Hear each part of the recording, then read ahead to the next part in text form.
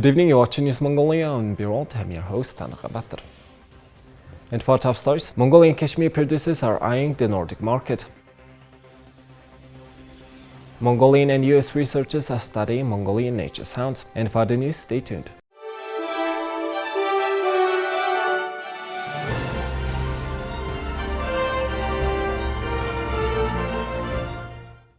Representatives of the Mongolian cashmere industry paid a trip to Nordic countries.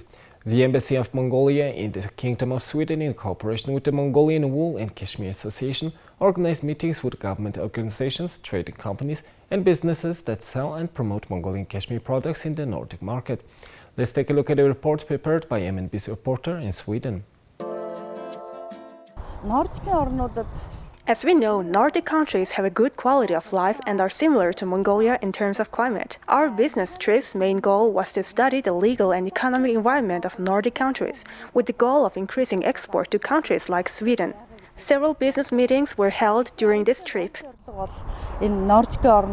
During a meeting with Finn Partnership of Finland, Sweden's Open Trade Gate, and Norway's good brands Uldva Fabric, the sides discussed future cooperation and some Mongolian cashmere and yak products.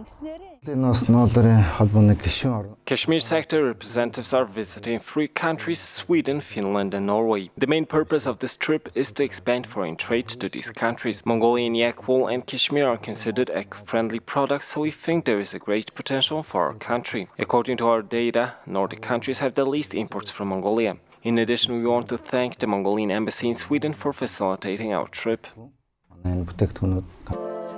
The market research and localization trip was initiated by the Mongolian Wool and Cashmere Association and included representatives of Mongolian companies such as Cashmere Holding, Snowfields, Ugochim, Lida Kashmir, and others. Mongolian companies plan to conduct thorough research on European Union market access and continue private and public sector talks with Nordic countries to boost Mongolian cashmere and wool product sales. The Mongolian Nature Sound project is being implemented in Mongolia by Mongolian and U.S. researchers. The team of researchers include people who study nature, people, culture and sound. The project team says different Mongolian nature sounds will be collected and used for major studies and to create a sound archive that can be used for Mongolian studies and comparative research. 3 project teams consisting of dozens of researchers started working in Mongolia in May and will continue through August 2023. Purdue University researchers are leading the project, working with other researchers from Colorado State University, the University of Arizona, and the University of Texas. Purdue is partnering with the International Institute for the Study of Nomadic Civilization in Ulaanbaatar to design and implement the project in Mongolia and ensure the participation of Mongolian students, teachers, and other research institutions. So this is a National Science Foundation project funded in the United States, and it's a collaborative effort between scientists in the United States and Mongolia. I call it the Mongolian Nature Sounds Project.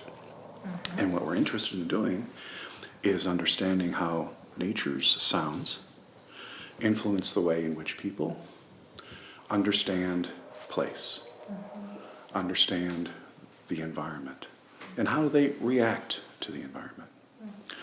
But many of the sounds are part of who we are. It's part of our identity. It's part of our culture. And in many cultures, we have expressive means of producing sounds that mimic nature and that represent the ways in which we connect to nature. So that is the essence of the project. The project team is now working in Arkhanga provinces Ikhtamir and Undur Ulan Soms. The research work will continue until the end of July. The project is being funded by the National Science Foundation, an independent United States government agency that supports fundamental research and education in the fields of science and engineering. The International Institute for the Study of Nomadic Civilizations was established in 1998 under a cooperation agreement signed by 5 countries: Mongolia, Turkey, Kazakhstan, Kyrgyzstan and Indonesia. The institute's main mission is to study nomadic culture, as it's a big part of global civilization. At the time, many senior Mongolian studies scholars like Pira and Ichtuvshin contributed to this institute's establishment. We have conducted several studies. For example, our library has already published 100 research reports related to Mongolian and nomadic studies. Dr. Björn says that human sounds, ethnic group songs and chants, the sounds that livestock make, and nature sounds during different seasons can all be considered intangible cultural heritage and a symbol of Mongolian nomadic culture. He believes the more people move to urban areas, the more those sounds disappear, so these sounds can be perceived as a cultural indicators. The project team consists of various specialists including anthropologists, ethnographers, sound researchers, and biologists who study biodiversity. They say the project will help them evaluate the evolution of Mongolian nomadic culture. I've been here many times. I've talked to many herders, community leaders. Natural sounds, the sounds of nature, are special. They are a part of Mongolian culture. They're a part of the ways in which the herders live their lives on a daily basis. They sing to their livestock, they communicate. It's a multi-species way of integrating and communicating. And sounds are so important to the culture of Mongolian herders. Well, we're thinking about different kinds of outcomes, and so that gets back to the fact that we don't want to have everything completely determined ahead of time before we have our conversations with herders. But we're thinking an archive of some sort that documents the value of sounds to the herder community in Mongolia. We'd like these to be left with the local communities, the cultural institutions that value them and that will preserve these for a long time. These can be used in schools and various ways of educating people. In the United States, we're interested in some scientific questions. How does climate change affect things like the landscape and the sounds and the herder cultures? The sounds of nature are changing due to climate change in very complex ways. How do humans respond to that? So from a scientific standpoint, that is very valuable knowledge. Around 50 sound sensors will be installed in selected locations to record different sounds of nature for the entire year.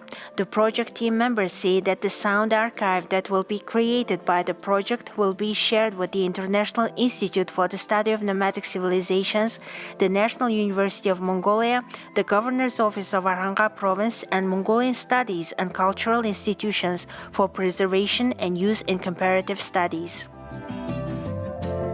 Now let's take a look at Mongolia's current affairs. Ambassador Extraordinary and Plenipotentiary of Mongolia to the Federative Republic of Brazil, Batsitsik, presented her letter of credence to the country's Vice President Hamilton Morale on March 30th. After conveying greetings from the President of Mongolia, Khursokhna, Ambassador Batsitsik expressed her commitment to expanding Mongolia-Brazil relations and cooperation. Vice President Morale congratulated the ambassador on her appointment and wished her success. Here's the currency exchange rates provided by Mongol Bank.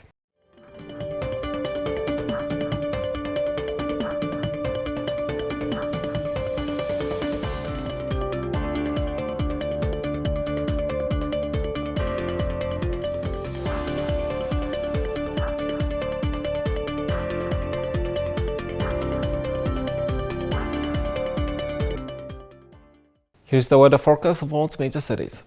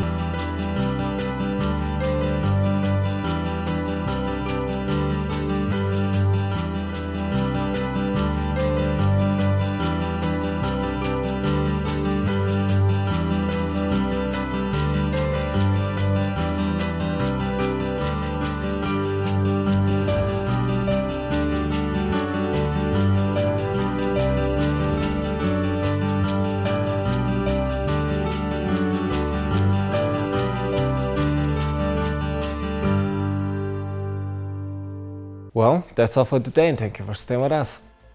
We will see you tomorrow with more news and updates. Have a nice evening. Goodbye.